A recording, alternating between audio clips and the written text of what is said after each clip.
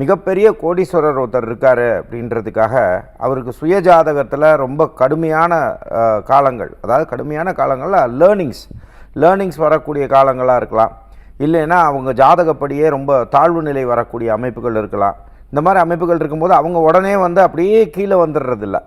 அப்போது அவங்களுக்கு தகுந்த மாதிரி வழிகளை கொடுக்கும். அதே மாதிரி ஒருத்தருக்கு ஒரு பெரிய உயர்வான விஷயங்கள் கொடுக்குது, ரொம்ப கஷ்டப்படுறாங்க, டெய்லி அன்றாட வாழ்க்கைக்கு அவங்களுக்கு தகுந்த மாதிரி இருக்குது அப்படின்னா, அவங்களுக்கு பெரிய லெவலில் செல்வம் வரும்னா உடனே அவர் அந்த பெரிய லெவலில் கோடீஸ்வரராகவும் ஆறுதில்லை.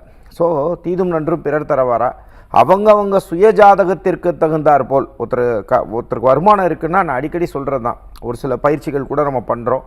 அப்படிங்கும்போது அந்த பயிற்சிகள்லாம் கொடுக்கும்போது கூட நம்ம என்ன சொல்லுவோம் அப்படின்னா, இன்றைக்கி உங்களுக்கு 100 ரூபா வருதுன்னா அந்த ஜாதகத்துக்கு இன்னும் கொஞ்சம் நம்ம ஒர்க் பண்ணோம்னா இன்னும் கொஞ்சம் ஜாஸ்தி வருமே ஒழிஞ்சு, ஒருத்தர் 100 ருபீஸ் ஏர்னிங்ஸில் இருக்கிறவரால் ஒரு 10,000 ரூபா கொண்டு வந்துட முடியும் ஒரே நாள்லான்னு சொன்னால் அந்த ஜாதகம் பேசும். அப்போ சில பேருக்கு பார்த்திங்க அப்படின்னா அவரவர் விதிப்படி தான் நடக்கும். சில பேர் விதிவிலக்கு அடிப்படையில் என்னென்னா நிறைய புண்ணியம் பண்ணி வச்சுருப்பாங்க.